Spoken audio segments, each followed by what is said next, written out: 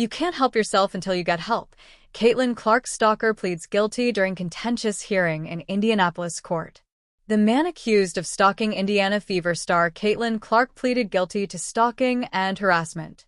Michael Lewis, 55, was arrested on January 12 in Indianapolis after sending Clark numerous threats and sexually explicit images on social media. During Lewis' hearing on Monday, July 28, the judge had to stop frequently to correct Lewis' behavior. Lewis was sentenced the same day and was required to avoid any contact with Clark and to stay away from any Fever or Pacers games, events, or properties. With time served credit, Lewis' sentence works out to a little more than a year and have to be served in prison. Lewis has been held at the Marion County Adult Detention Center since his arrest. During a statement to the court before sentencing, Lewis said of Clark, "I want her to be safe." But Lewis also claimed that he was doing what he did to try and highlight security concerns for Clark. "I've never threatened her. I've never thought about threatening her," Lewis said during his pre-sentencing statement.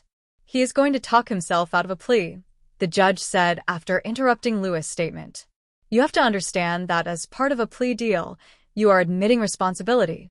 Lewis went on to prophesize the end of the world was coming.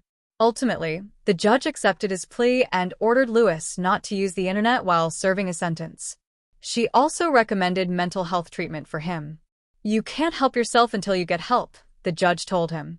This resolution ensures that the defendant is held accountable for his threatening actions, the fear he instilled, and the disruption he caused, Marion County Prosecutor Ryan Mears said. He will now spend the next 2.5 years in the Department of Correction, and the victim will be able to have peace of mind while focusing on what matters to her. Threats and sexually explicit messages. According to court documents, Lewis was sending the threats and sexually explicit messages to Clark on X, formerly known as Twitter, so the FBI sent an emergency disclosure request to X, requesting Lewis account information. Court documents say investigators confirmed the recent messages from Lewis came from a hotel located in the 100 block of West Market Street in downtown Indianapolis and another IP address from a business in downtown Indy.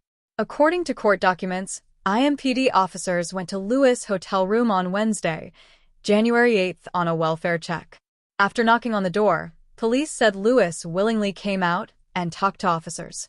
Lewis confirmed he was from Texas and told officers he was in Indianapolis on vacation. When police asked why he was making so many posts about Clark, he allegedly said, "Just the same reason everybody makes posts." Court documents say, when police asked about the posts that were threatening in nature, Lewis said it wasn't him and claimed that it was just an imaginary relationship. Despite this, the messages continued. The turning point in this investigation was when you saw someone take the affirmative step of going from Texas to Indianapolis, Marion County Prosecutor Ryan Mears said. According to court documents, police interviewed Clark, who said she has been very fearful since learning about Lewis' messages. She also told police that she has altered her public appearances and patterns of movement due to fear for her safety. "I hope everyone focuses on the fact that there is a real victim here.